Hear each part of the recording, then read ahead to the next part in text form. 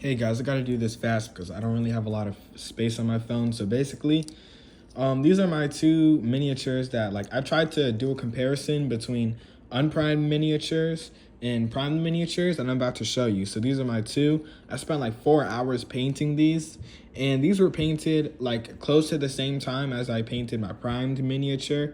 It's just I didn't prime this, guys. That's the only difference. So same skill level, same everything. I tried painting different Space Marine Legions to give them variations because, if I only paint one, then I'm never going to get better. So, boom, these are my first tries painting these Legions, though, because I'm a Blood Angels player. This is this guy. He's pretty good, but you can, if you actually were here in real life, you can see some of the blue under the white. The legs look good, but the arms, the shoulders kind of look weird. And this guy looks good, too. You can see him, boom. He has a thing, the print. And by the way, this print was really hard to get on the leg. And I tried to get one on the other leg, but it just wouldn't stick. So, yeah. And then, boom, with the shoulders over here and then on the back. And then I did highlights on this one, which I didn't do highlights on the other one. So I might go back and do highlights on the other one. But I really like this one. I think that it came out well. But when I show you these two both took 4 hours. And both these were really good, okay? But I'm about to show you the primed one. Now look at this one. This is my first ever Imperial Fist. I'm not going to lie. If you were here in real life, which you could probably tell on the camera, this miniature is awesome. And it's just blows the other two out of the water. It was so easy to get these decals on. And it was just so easy to paint, to be honest. Every single piece of paint I was putting down was sticking. Other than this back part right here. The paint wasn't sticking to that part. But that's probably because it was a little overhang. But yeah, I really like this miniature. You can barely tell that the paint would stick to this part too, by the way, because of the decal.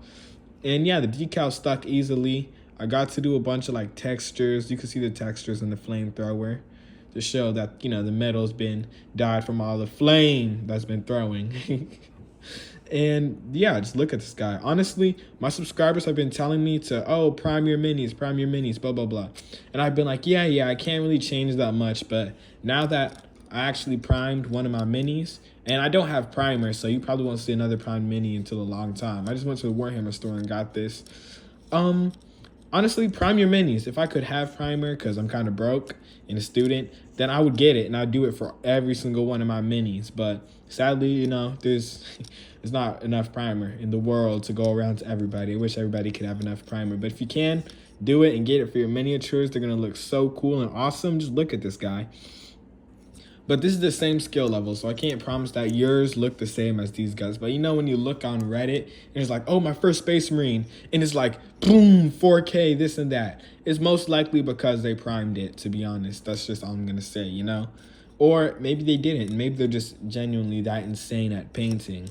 Everybody starts at different skill levels, and even if you, prime your miniature, that doesn't guarantee that it's going to, be good. It's just really your skill level, but priming definitely helps. You can see that what my skill level does, no priming versus priming, and you can see the realism. And by the way, I put contrast paint on this one. I put contrast paint on, I tried to put contrast paint on some of these, but it really, it would kind of change the colors way too much because the layers under the contrast paint wouldn't stick the same way that the contrast would. It'd be thinner layers under the contrast, making the contrast stronger, and you couldn't even tell the color, and it'd just be straight brown.